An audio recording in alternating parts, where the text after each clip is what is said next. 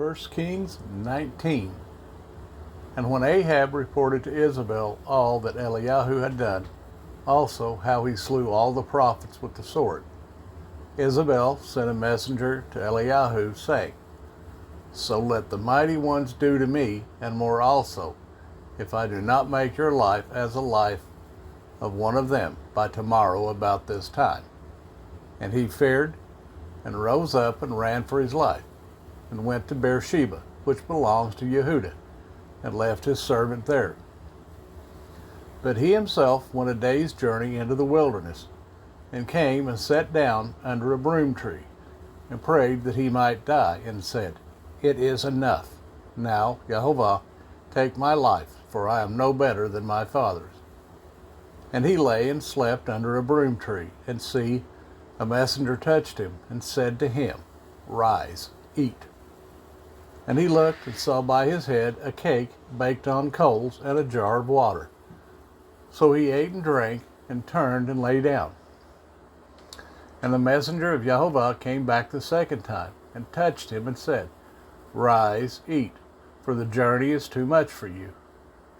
And he rose up and ate and drank, and went in the strength of that food 40 days and 40 nights, as far as Horeb, the mountain of Elohim.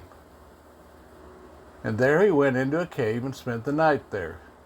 And see, the word of Jehovah came to him, and said to him, What are you doing here, Eliyahu?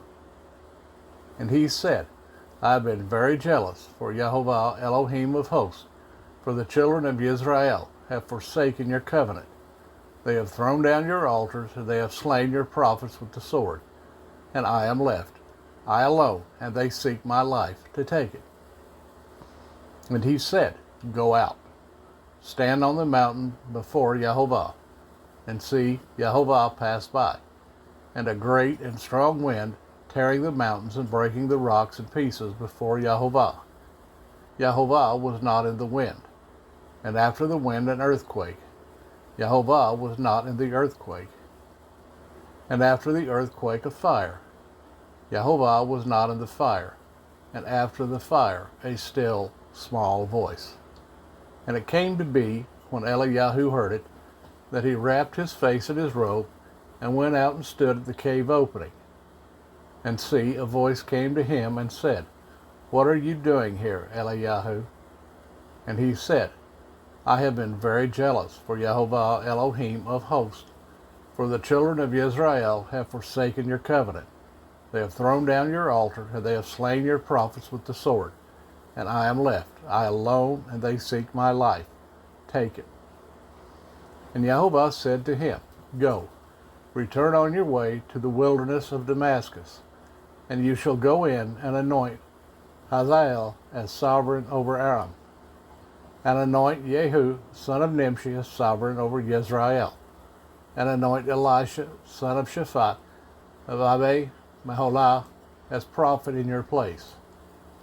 And it shall be that whoever escapes the sword of Hazael, Jehu does kill, and whoever escapes from the sword of Jehu, Elisha does kill.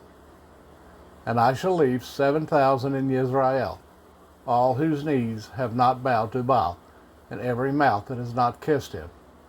And he went from there, and found Elisha, son of Shaphat, who was plowing with 12 yoke of oxen before him, and he was with the 12th. And Eliyahu passed by him, and threw his robe on him. And he left the oxen, and ran after Eliyahu, and said, Please let me kiss my father and my mother, and then I follow you. And he said to him, Go, turn back, for what have I done to you? And he turned back from him, and took a yoke of oxen, and slaughtered them, and cooked their flesh, using the implements of the oxen, and gave it to the people, and they ate. Then he rose up and followed Eliyahu, and became his servant.